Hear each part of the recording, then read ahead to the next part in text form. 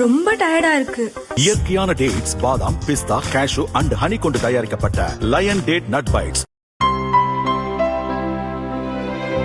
இனிமே கண்ணை மூடிட்டு கடலை எண்ணெய் வாங்கலாம்.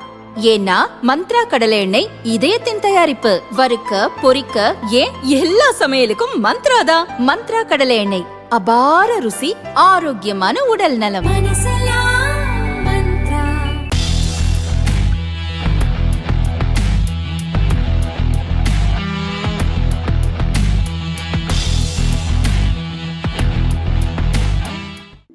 கத்தாரின் ராஸ் லபான் ஹைட்ரோ கார்பன் ஆலை வளாகத்தில் ஈரான் அண்மையில் நடத்திய தாக்குதல் அந்த பகுதியை மட்டுமல்ல, உலகையே உலுக்கியது. உலகின் 1/5 பங்கு LNG எனப்படும் திரவநிலை இயற்கை எரிவாயு இந்த வளாகத்தில் இருந்துதான் வருகிறது. LNG தேவையில் 40% கத்தாரில் இருந்து கொள்முதல் செய்யும் இந்தியாவுக்கும் இது பேரிடியான செய்தி. கத்தாரின் முக்கிய எரிவாயு ஆலை தாக்கப்பட்டது சமையல் கேஸ் நெருக்கடி மூலம் சாமானிய இந்தியரின் கிச்சன் வரை எதிரொலித்திருக்கிறது. போதாத குறைக்கு ஹார்முஸ் ஜலசந்தியை கட்டுக்குள் வைத்துக்கொண்டு சரக்கு போக்குவரத்தையும் ஈரான் முடக்கியுள்ளது. இந்த இக்கட்டான சூழலில் எல்லோருக்கும் பரிதாப நிலைதான். ஆனால் நமது கடந்த கால வரலாற்றை கொஞ்சம் புரட்டி பார்த்தால் இப்போதைய நிலைமை எவ்வளவோ மேல் என்று சொல்ல தோன்றும்.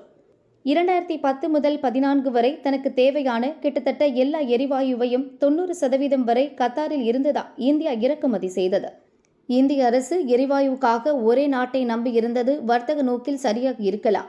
ஆனால் நீண்ட கால வியூக நோக்கில் அது நம் எரிசக்தி பாதுகாப்பை பாதகமான சூழலில்தான் வைத்து இருந்தது.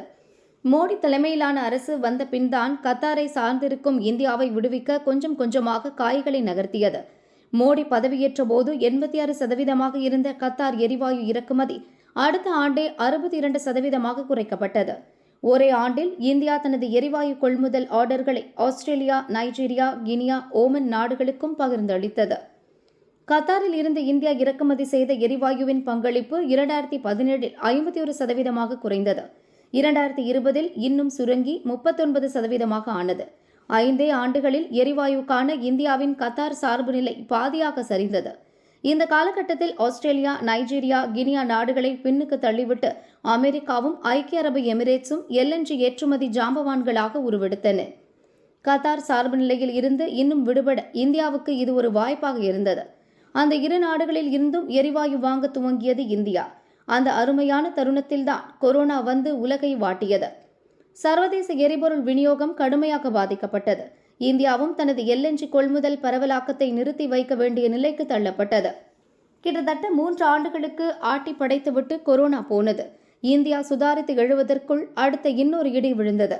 உக்ரைன் மீதான ரஷ்யாவின் போர். இந்த படையெடுப்புக்கு எதிர்ப்பு தெரிவித்து மேலை நாடுகள் ரஷ்யா மீது கடுமையான பொருளாதார தடைகளை விதித்தன. அதில் முக்கியமானது ரஷ்ய எரிவாயு மீதான தடை. இதன் விளைவாக ஐரோப்பிய நாடுகளுக்கு அமெரிக்கா மற்றும் பிற நாடுகளின் எரிவாயு ஐரோப்பிய மண்டலத்துக்கே போதுமானதால் இந்தியா வேறு வழி இல்லாமல் கத்தாரிடம் திரும்பியது.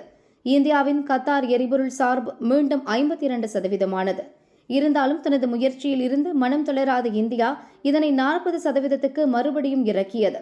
இப்போது வந்துள்ள மேற்காசிய போர் காரணமாக கத்தார் விநியோகம் முடங்கினாலும் அதன் பாதிப்பு இந்தியாவுக்கு குறைவாகவே உள்ளது. ஆனால் ஹார்முஸ் ஜலசந்தி போக்குவரத்து தேக்கம் போன்ற பிற காரணங்களால் இந்தியாவின் எரிசக்தி பாதுகாப்பு தொடர்ந்து அச்சுறுத்தல்தான் உள்ளது. ரஷ்யா மீதான தடை முற்றிலும் அகன்றால் ஐரோப்பிய நாடுகள் மட்டுமின்றி இந்தியா, சீனா போன்ற எரிவாயு பெரும்பசி கொண்ட நாடுகள் பலனடையும். அதற்கான காலம் விரைவில் கனியும் என எதிர்பார்ப்போம்.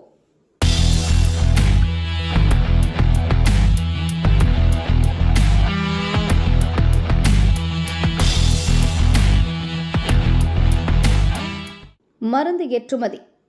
இந்தியா உலகின் 3வது பெரிய மருந்து உற்பத்தி நாடு. இந்திய மருந்துகள் 200 நாடுகளுக்கு ஏற்றுமதியாகின்றன. நம் ஏற்றுமதியில் 34% அமெரிக்காவுக்கும் 19% ஐரோப்பாவுக்கும் செல்கிறது. சென்ற நிதியாண்டின் பிப்ரவரி வரை மருந்து பொருட்கள் ஏற்றுமதி 6% அதிகரித்து 2,59,000 கோடியாக உள்ளது. இந்திய மருந்து பொருள் ஏற்றுமதி மேம்பாட்டு கவுன்சில் தலைவர் நமித் ஜோஷி, பொது இயக்குநர் ராஜா பானு இதுகுறித்து தெரிவித்ததாவது: நாட்டின் மருந்து பொருள் உற்பத்தி துறையின் மதிப்பு 5.56 லட்சம் கோடி. இது 2030 வாக்கில் 12 லட்சம் கோடியாக உயரும். சர்வதேச சவால்கள் உள்ள இன்றைய சூழலிலும் மருந்து உள்ளிட்ட சில துறைகள் சிறப்பான வளர்ச்சி கண்டுள்ளன. 2025-26 நிதியாண்டின் ஏப்ரல் பிப்ரவரி வரையிலான காலகட்டத்தில் இந்திய மருந்து பொருட்களின் ஏற்றுமதி 2.59 லட்சம் கோடி ஆகியுள்ளது. முந்தைய ஆண்டின் இதே காலகட்டத்தை விட இது 5.6% வளர்ச்சி. ஃபார்முலேஷன் எனும் வடிவமைக்கப்பட்ட மருந்துகள், தடுப்பு மருந்துகள், பயாலஜிக்கல் மருந்துகள், ஆயுஷ் தயாரிப்புகள் அதிக அளவு ஏற்றுமதியாகின்றன என்றனர்.